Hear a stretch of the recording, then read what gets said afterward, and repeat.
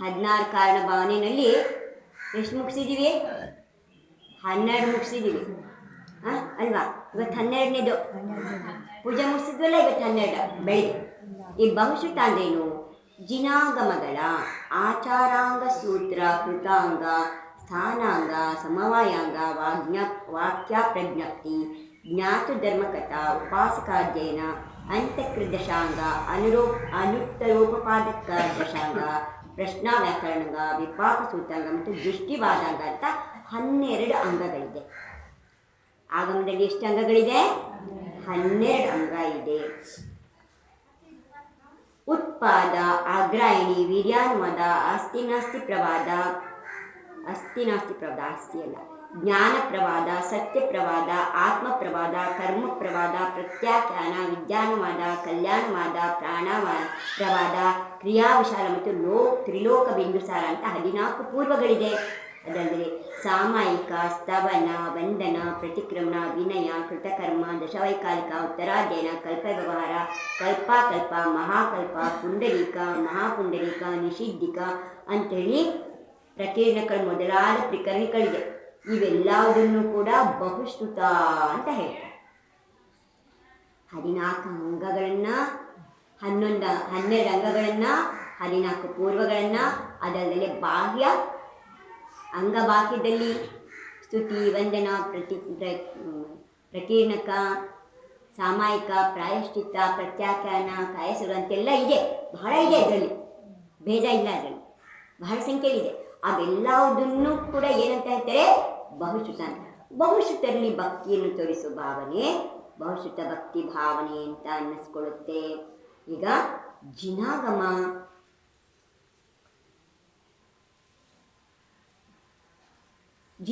ಅಂದ್ರೇನು? ಜಿನ ಭಗವಂತರ ವಾಣಿಯಲ್ಲಿ ಬಂದಂತಹ ಉಪದೇಶವೇ ಜಿನಾಗಮ ಇದೆ. ಏನಿದೆ? ಜಿನ ಭಗವಂತರ ಉಪದೇಶನೇ ಜಿನಾಗಮ ಇದೆ, ಬೇರೆ ಏನೂ ಅಲ್ಲ.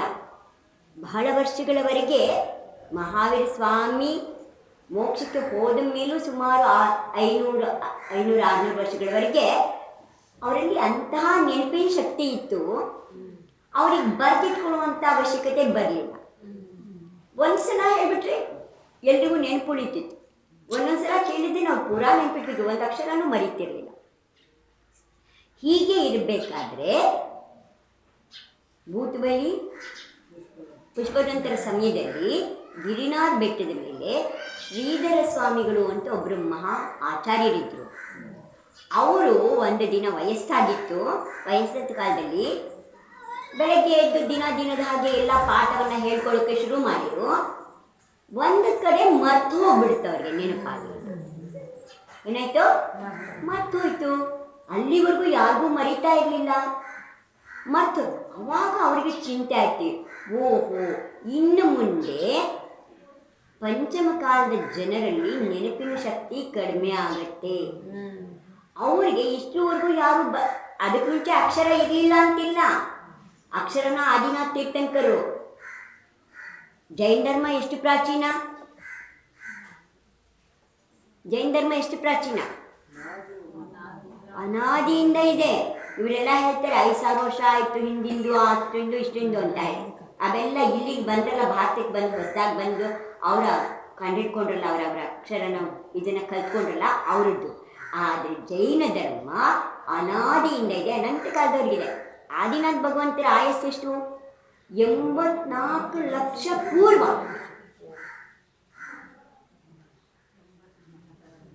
ಅವರು ಅವತ್ತೇನೆ ಅವ್ರ ಹೆಣ್ಣು ಮಕ್ಕಳಿಗೆ ಬರವಣಿಗೆಯನ್ನು ಕಲಿಸಿದ್ರು.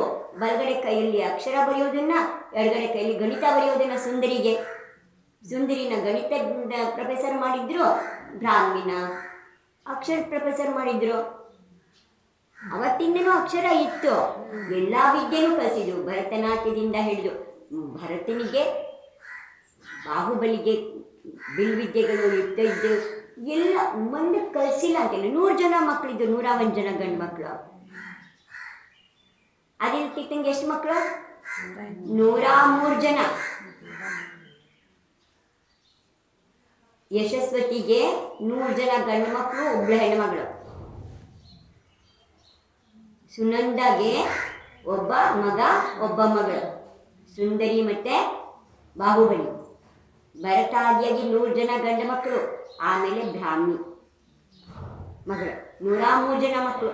ಅಷ್ಟು ಜನಕ್ಕೂ ಅವರಲ್ಲಿದ್ದಂಥ ಎಲ್ಲ ವಿದ್ಯೆನೂ, ತೀರ್ಥಂಕರಿಗೆ ಗೊತ್ತಿಲ್ಲದ ವಿದ್ಯೆನೆಲ್ಲ ಸದ್ವಿದ್ವ ವಿದ್ಯೇಶ್ವರತ ಅಂತ ಹೇಳ್ತಾರೆ.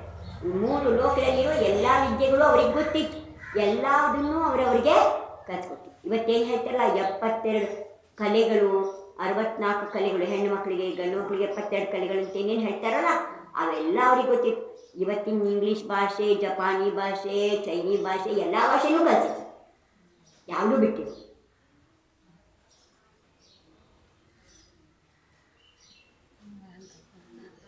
ಆದ್ದರಿಂದ ಆ ಎಲ್ಲ ಮರ್ತು ಹೋಗಕ್ಕೆ ಬಂತು.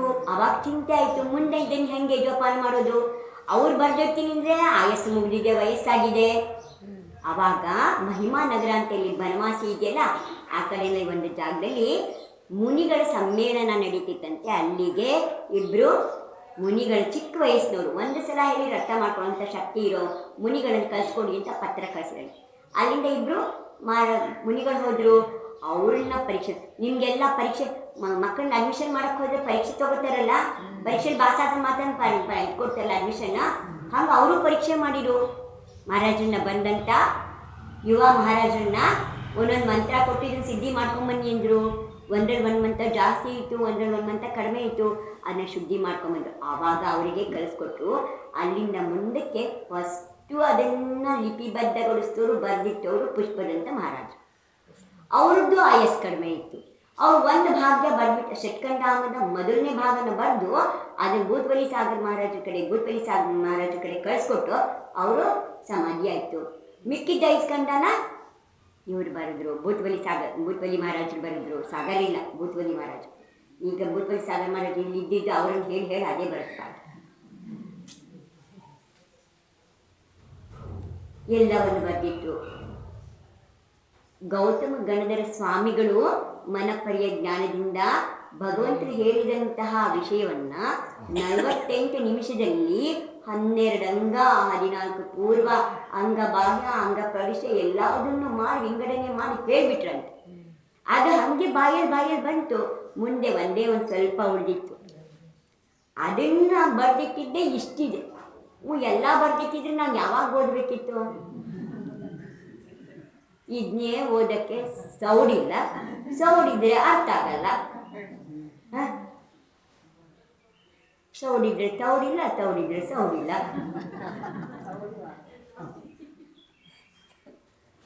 ಹನ್ನೆರಡು ಅಂಗ ಹೇಳ್ತಲ್ಲ. ಉಪಾಧ್ಯಾಯಗೆ ಎಷ್ಟು ಅಂಗ ಇರುತ್ತೆ? 11 ಅಂಗಗಳ ಜ್ಞಾನ ಇರುತ್ತೆ. ಅದರ ಮೇಲೆ 14 ಪೂರ್ವ, ಎಲ್ಲವೂ ತಿಳಿದಿರಲ್ಲ. 12 ಅಂಗನೂ ಯಾರಿಗೆ ತೆಗೆದಿದೆ ಅವರನ್ನ ಶ್ರುತಕೇವಲಿ ಅಂತ ಹೇಳ್ತಾರೆ. ಏನಂತ ಹೇಳ್ತಾರೆ? 12 ಅಂಗಗಳನ್ನು ತಿಳಿದಿರುವಂಥವ್ರಿಗೆ ಶ್ರುತಕೇವಲಿ ಅಂತ ಹೇಳ್ತಾರೆ.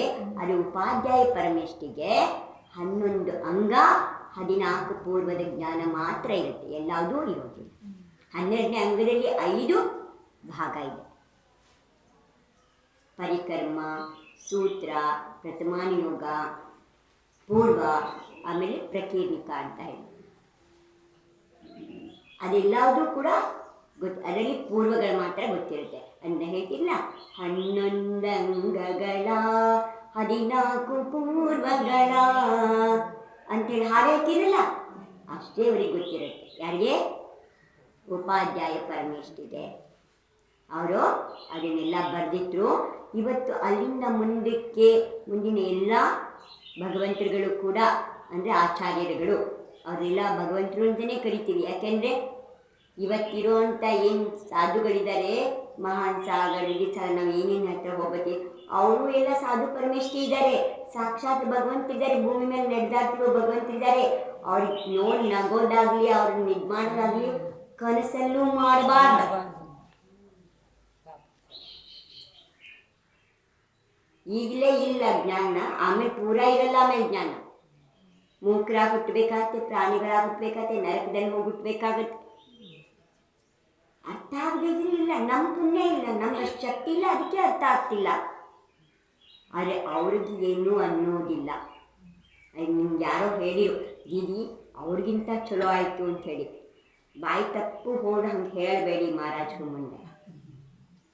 ಅವ್ರಿಗಿಂತ ಚಲೋ ಮಾಡಕ್ಕೆ ನಮ್ಮಿಂದ ಸಾಧ್ಯ ಇಲ್ಲ. ಅವ್ರಿಗಿಂತ ಚಲೋ ಮಾಡಕ್ಕೆ ನಮ್ಮಿಂದ ಸಾಧ್ಯ ಇಲ್ಲ. ಗುರು ಮುಂದೆ ನಾವು ದೊಡ್ಡವ್ರು ಅನ್ನಿಸ್ಕೊಳಕ್ಕೆ ಹೋದ್ವಿ ಅಂದರೆ ಮುಂದಿನ ಜನದಲ್ಲಿ ಮತ್ತೆ ಆಮೇಲೆ ಯಾತ್ರೆಯಲ್ಲಿ ಹುಳ ಹುಡ್ತೀವೋ ಗೊತ್ತಿಲ್ಲ. ಅದಕ್ಕೆ ಬೇಡ, ಅಷ್ಟೊಂದು ಅಹಂಕಾರ ಒಳ್ಳೇದಲ್ಲ ನಮಗೆ. ಚೆನ್ನಾಗಿ ಅನಿಸಿರ್ಬೋದು ನಿಮಗೆ, ಬಹಳ ಸಂತೋಷ. ಆದರೆ ಅವರಿಗಿಂತ ಚೆನ್ನ ಅಂತ ಹೇಳೋದಕ್ಕೆ, ಯಾಕೆಂದ್ರೆ ಮಹಾರಥಿ ಇದ್ದಾರೆ, ನಮ್ಮ ಹತ್ರ ಏನಿದೆ, ಅವ್ರಿಗಿಂತ ಚೆನ್ನಾಗಕ್ಕೆ ಹೇಗೆ ಸಾಧ್ಯ? ನಾವು ಸಾಧ್ಯನೇ ಇಲ್ಲ. ಅವರು ಕಣ್ಣು ಮುಚ್ಕೊಂಡು ಬರೀ ನಮೋಂಕಾರ ಹೇಳಿ ಮಂತ್ರಾಕ್ಷತೆ ಹಾಕಿರೋ ಮುನಿಗಳು ದೀಕ್ಷೆ ಆಗೋಗುತ್ತಂತೆ. ಅವ್ರಿಗೆಲ್ಲ ವಿದ್ಯೆ ಇರಬೇಕು ಅಂತಿಲ್ಲ ಅಂತ ಹೇಳ್ತಾರೆ. ಅದಕ್ಕೆ ಒಂದು ಶಿವಭೂತಿ ಕತೆ ಹೇಳಿರ್ಬೇಕಲ್ಲ ನಿಮ್ಗಳಿಗೆಲ್ಲ, ಭಾಳ ಸಲ ಹೇಳಿರ್ಬೇಕು. ಭಾಳ ಮಹಾರಾಜ್ ಹೇಳಿದ್ದಾರೆ. ಶಿವಭೂತಿ ಮಹಾರಾಜಿಗೆ ನಮೋಂಕಾರ ಹೇಳೋಕ್ಕೂ ಬರ್ತಿರ್ಲಿಲ್ಲ ಅಂತೆ. ಮೋಕ್ಷ ಕೊಟ್ಟೋದ್ರು ಅವರು. ಗುರುಗಳಿಗಿಂತ ಮುಂಚೆ ಕೇವಲ ಜ್ಞಾನ ಆಗೋಯ್ತು. ಅವ್ರಿಗೆ ಹೇಳ್ಕೊಟ್ಟು ಸುಸ್ತಾಗಿ ಗುರುಗಳು, ಅಪ್ಪ ನಿಂಗೆ ಎಷ್ಟು ಹೇಳ್ಕೊಟ್ರು ಬರೋಲ್ಲ ಮಗನೆ, ನೀವೊಂದು ಕೆಲಸ ಮಾಡು, ಸಿಪ್ಪೆ ಬೇರೆ ಬೇಳೆ ಬೇರೆ, ತುಷು ಮಾಷ ಭಿನ್ನಂ. ಮಾಷ ಅಂದರೆ ಬೇಳೆ, ತುಷ ಅಂದರೆ ಸಿಪ್ಪೆ, ಅದೆರಡು ಬೇರೆ ಬೇರೆ. ಇಷ್ಟು ನೀನು ಯಾವಾಗಲೂ ಹೇಳ್ತಾರೋ, ಸಿಪ್ಪೆ ಬೇರೆ ಬೇಳೆ ಬೇರೆ, ಸಿಪ್ಪೆ ಬೇರೆ ಬೇಳೆ ಬೇರೆ ಅಂತ ಅವ್ರು ಹೇಳ್ಕೊಂಡು ತಿರುಗ್ತಾ ಇದ್ರು. ಒಂದಿನ ಆಹಾರಕ್ಕೊಂಟಿದ್ರು. ಹೋಗ್ತಾ ಇರ್ಬೇಕಾದ್ರೆ ಒಂದು ಕಡೆ ಅಜ್ಜಿ ಉದ್ದಿನ ಬೇಳೆ ಕೊಟ್ಟು ಕೇಳ್ತಾ ಇದ್ರು. ಅವ್ರಿಗೆ ಕೇಳಿದ್ರಿ, ಅಜ್ಜಿ ಏನು ಮಾಡ್ತಿದ್ಯಾ? ಬೇಳೆ ಬೇರೆ ಸಿಪ್ಪೆ ಬೇರೆ ಮಾಡ್ತಿದ್ದೀನಿ. ಅವಾಗ ಗೊತ್ತಾಯ್ತು, ಅಯ್ಯೋ ಆತ್ಮ ಬೇರೆ ಶರೀರ ಬೇರೆ. ನಾನು ಯಾರಿಗೆ ಉಣ್ಸಕ್ಕೆ ಹೋಗ್ತಿದ್ದೀನಿ? ಶರೀರಕ್ಕೆ. ಕೈ ಬಿಟ್ಟರು ಹೋಗಿ ಕೂತ್ಕೊಂಡ್ರು ಧ್ಯಾನಕ್ಕೆ. ಈ ಶರೀರ ಸಂಬಂಧ ಇಲ್ಲ ನನಗೆ. ಇಷ್ಟು ದಿನ ಯಾಕೆ ಚಾಕರಿ ಮಾಡ್ತಿದ್ದೆ? ಯಾಕೆ ಹೋಗ್ತಿದ್ದೆ ನಾನು? ಇದಕ್ಕೆ ಕೊಡೋಕ್ಕೆ. ಇದಕ್ಕೆ ಹಾಕದಿದ್ರೆ ಇದಿರಲ್ಲ.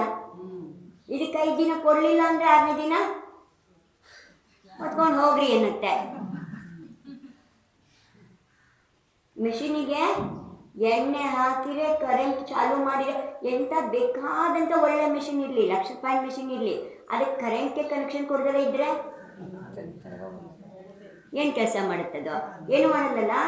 ಹಾಗೇನೆ ಈ ಈ ಶರೀರಕ್ಕೂ ಕೂಡ ಹಾಕಲಿಲ್ಲ ಅಂದರೆ ಕೆಲಸ ಮಾಡಲ್ಲದು. ಅದಕ್ಕೋಸ್ಕರ ನಾವು 3 ಹೊತ್ತು ಹಾಕ್ತಾ ಇದ್ದೀವಿ. ಆರವರು ಏನೂ ಓದಿರಲಿಲ್ಲ, ಅವ್ರಿಗೇನೂ ಗೊತ್ತಾಗ್ತಿರ್ಲಿಲ್ಲ, ನಮ್ಮಷ್ಟು ಗೊತ್ತಾಗ್ತಿರ್ಲಿಲ್ಲ, ನಮ್ಮ ಓಂಕಾರನೂ ಹೇಳೋಕೆ ಬರ್ತಿರ್ಲಿಲ್ಲ.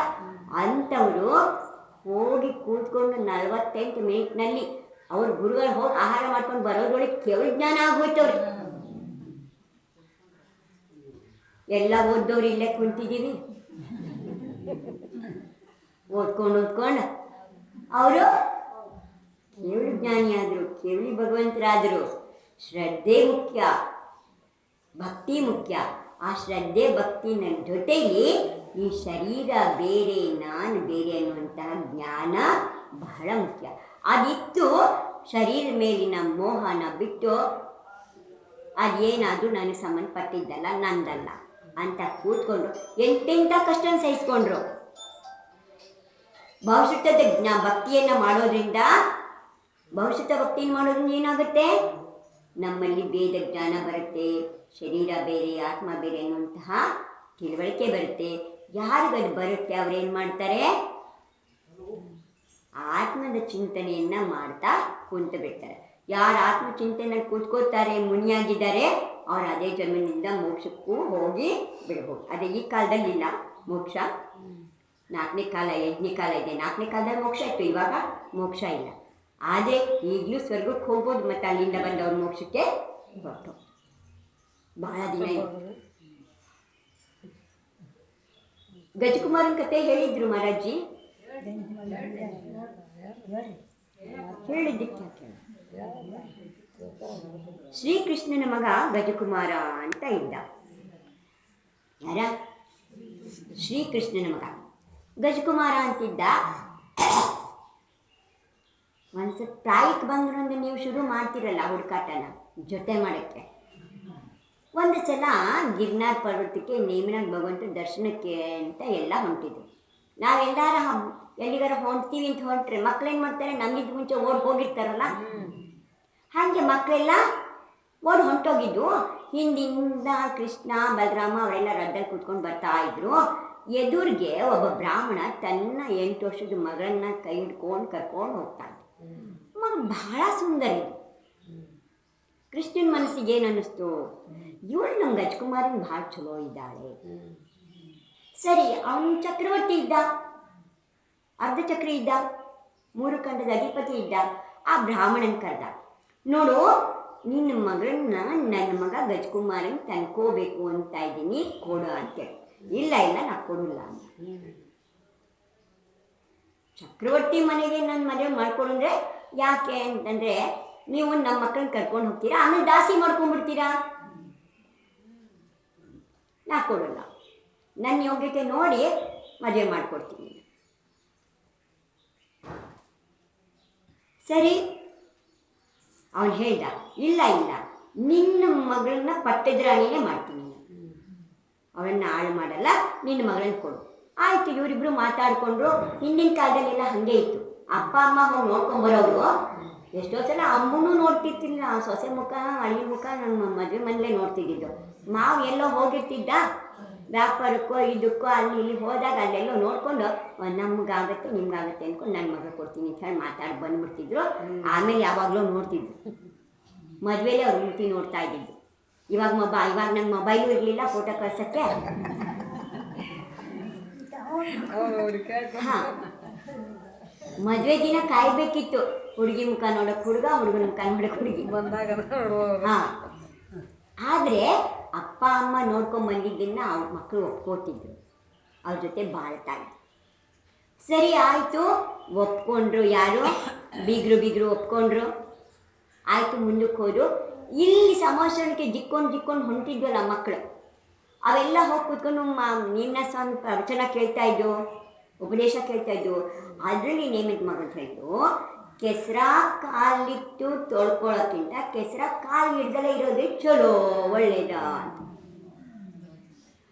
ಗಜಕುಮಾರಂಗೆ ಅರ್ಥ ಆಗಿಬಿಡ್ತು, ಸಂಸಾರದಲ್ಲಿ ಮದುವೆ ಮಾಡ್ಕೊಂಡು ಬಿಟ್ಟು ಬರೋಕ್ಕಿಂತ ಮದುವೆ ಮಾಡಕ್ಕೆ ಮುಂಚೆನೇ ಬರೋದು ಒಳ್ಳೇದು. ಅರ್ಥ ಆಯ್ತು ಅವ್ರಿಗೆ. ಅವ್ರು ಅಲ್ಲೇ ದೀಕ್ಷಾ ತಗೊಂಡು ಒಂದು ಬಂಡೆ ಮೇಲೆ ಹೋಗಿ ನಿಂತುಬಿಟ್ರು. ಇವರೆಲ್ಲ ಮೇಲಕ್ಕೆ ಬಂದರು. ಈ ಭಾವಿ ಮಾವನ್ ಗೊತ್ತಾಯ್ತಲ್ಲ, ಏನ ಅಳಿಯ ದೀಕ್ಷಾ ತಗೊಂಡ್ಬಿಟ್ಟಿಯಾನೆ ಅಂತ. ರಾಜನ ಮನೆಗೆ ಗೊತ್ತಾಗಿರೋ ನನ್ನ ಹೆಣ್ಮಗಳನ್ನ ಯಾರು ತಗೋತಾರೆ? ದೀಕ್ಷಾನೇ ತಗೊಳ್ಳೋದಿತ್ತು ಅಂದರೆ ಯಾತಕ್ಕೋಸ್ಕರ ನಮಗೆ ನಿಶ್ಚಿತಾರ್ಥ ಮಾಡ್ಕೋಬೇಕಿತ್ತು. ನೀವೇನಂತೀರ, ಯಾದಿ ಯಾಕೆ ಮಾಡಬೇಕಿತ್ತು ಅಂತ ನ್ಯಾಯ ತೆಗೆದ. ಹೋಗಿ ಹುಡುಕ್ದ, ಎಲ್ಲೋ ಒಂದು ಬಂಡೆ ಮೇಲೆ ನಿಂತಿದ್ದ.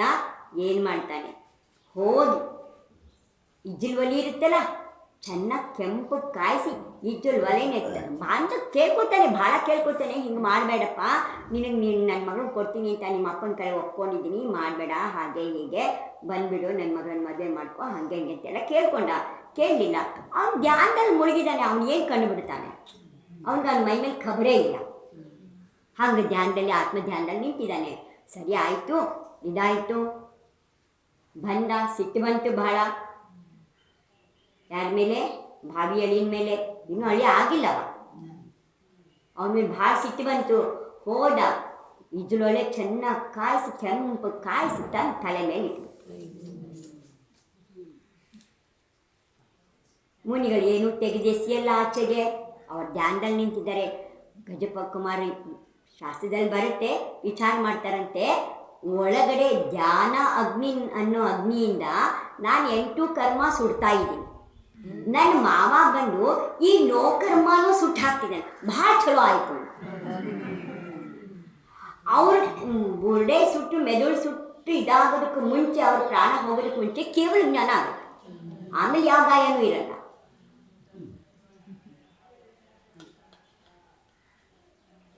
ಜ್ಞಾನದಿಂದ ಅಭ್ಯಾಸ ಮಾಡಿ, ಬಹುಶುದ್ಧದ ಅಭ್ಯಾಸದಿಂದ, ಬಹುಶುದ್ಧದ ಭಕ್ತಿ ಮಾಡೋದ್ರಿಂದ, ಇವಾಗ ನಿಮ್ಗೇನು ಅರ್ಥ ಆಗ್ತಿಲ್ದಲೇ ಇದ್ರು ಬಂದು ಇಲ್ಲಿ ಕೂತ್ಕೊಂಡು ಕೇಳ್ತಾ ಇದ್ದೀರಾ. ಈ ಕೇಳೋದ್ರಿಂದಲೂ ಕೂಡ ಬಹುಶುದ್ಧ ಭಕ್ತಿ ಆಗುತ್ತೆ. ಆಗಮದ ಭಕ್ತಿ ಆಗುತ್ತೆ. ಇದರಿಂದ ಏನಾಗುತ್ತೆ? ಜ್ಞಾನ ಆಗುತ್ತೆ. ಜ್ಞಾನದಿಂದ ಧ್ಯಾನ ಆಗುತ್ತೆ. ಜ್ಞಾನದಿಂದ ಮೋಕ್ಷ ಆಗುತ್ತೆ. ಏನಾಗುತ್ತೆ? ಅಭ್ಯಾಸದಿಂದ ಜ್ಞಾನ ಬರುತ್ತೆ. ಜ್ಞಾನದಿಂದ ಧ್ಯಾನ ಮಾಡೋದಕ್ಕೆ ಶಕ್ತಿ ಬರುತ್ತೆ. ಧ್ಯಾನದಿಂದ ಧ್ಯಾನಾಗ್ನಿ, ಧ್ಯಾನದಲ್ಲಿ ಅಗ್ನಿ ಆಗುತ್ತಂತೆ. ಯಾರು ಧ್ಯಾನ ಮಾಡ್ತಾರೆ ಅವರಿಗೆ ಮೈಯಲ್ಲಿ ಕಾವು ಜಾಸ್ತಿ ಇರುತ್ತಂತೆ, ಭಾಳ ಕಾವಾಗತ್ತಂತೆ. ಡಾಕ್ಟ್ರ್ ಹೇಳಿದರು, ನಂಗೆ ಭಾಳ ಕಾವಾಗುತ್ತೆ ಮಹಾರಾಜ್ರೆ ಡಾಕ್ಟ್ರಿ ಅಂತ ಹೇಳಿದಾಗ, ತೀರ್ಥಹಳ್ಳಿ ಡಾಕ್ಟ್ರ್ ಅವರೆಲ್ಲ ಇದ್ದಾರಲ್ಲ ಅವ್ರ ಕರ್ತಾಡ, ನಂಗೆ ಕಾವು ಕಡಿಮೆ ಹಾಕಿ ಏನಾರು ಕೊಡ್ರಿ. ನೀವು ಎಷ್ಟು ಸಲ ಸಾಮಾಯಿಕ ಮಾಡ್ತೀವಿ? 3 ಸಲ ಮಾಡಿ. ನಿಮಗೆಲ್ಲ ಆಗೋದೇ ಬಿಡಿ. ಯಾಕೆಂದರೆ ಧ್ಯಾನದಲ್ಲಿ ಕಾವು ಜಾಸ್ತಿ ಆಗುತ್ತೆ. ಬೌದ್ಧ ಭಿಕ್ಷುಗಳು ಹಿಮಾಲಯದ ಬೆಟ್ಟದಲ್ಲಿ ಗುಹೆಗಳಲ್ಲಿ ತಣ್ಣೀರಿನ ಬಟ್ಟೆ ಉಟ್ಕೊಂಡು ಹೋಗಿ ಕೂತ್ಕೋತಾರಂತೆ. ಆ ಧ್ಯಾನ ಮಾಡಿ ಮುಗಿಸೋ ಹೊತ್ತಿಗೆ ಆ ಬಟ್ಟೆ ಒಣಗಿರುತ್ತಂತೆ. ಅಷ್ಟು ಕಾವಿರುತ್ತೆ ಧ್ಯಾನದಲ್ಲಿ. ನಿಜವಾಗಿ ಯಾರು ಧ್ಯಾನ ಮಾಡ್ತಾರೋ ಆ ಕಾವಿನಲ್ಲಿ, ಆ ಬೆಂಕಿಯಲ್ಲಿ ಏನು ಸುಟ್ಟು ಹೋಗುತ್ತೆ? ಕರ್ಮಗಳು ಸುಟ್ಟು ಹೋಗುತ್ತೆ. ಯಾವ ಕರ್ಮಗಳು ಸುಟ್ಟು ಹೋಗುತ್ತೆ? ಆಗ ಮೋಕ್ಷ ಆಗುತ್ತೆ. ಅದರಿಂದ ಬಹುಶಃ ಭಕ್ತಿ ಅಷ್ಟು ಇದೆಲ್ಲ ಶಾಸ್ತ್ರವನ್ನು, ಆಗಮವನ್ನು, ಜಿನವಾಣಿಯನ್ನು ಎಷ್ಟು ಜೋಪಾನ ಮಾಡಿದ್ರು, ಅದೆಷ್ಟು ಗೌರವ ಮಾಡಿದ್ರು, ಅದೆಷ್ಟು ಮರ್ಯಾದೆ ಮಾಡಿದ್ರು ಕಡಿಮೆನೇ. ಯಾಕೆಂದರೆ ಅದರಿಂದಲೇ ನಮಗೆ ಮುಂದೊಂದು ದಿನ ಜ್ಞಾನ ಆಗೋದು. ಆ ಜ್ಞಾನ ಪಡ್ಕೋಬೇಕು ಅಂದರೆ ನಾವೇನು ಮಾಡಬೇಕು? ಅದರ ಭಕ್ತಿಯನ್ನು ಮಾಡಬೇಕು. ಮಾಡೋಣ. ಜೈ ಬೋಲೋ ಜಿನವಾಣಿ ಮಾತಾ ಕಿ ಜೈ.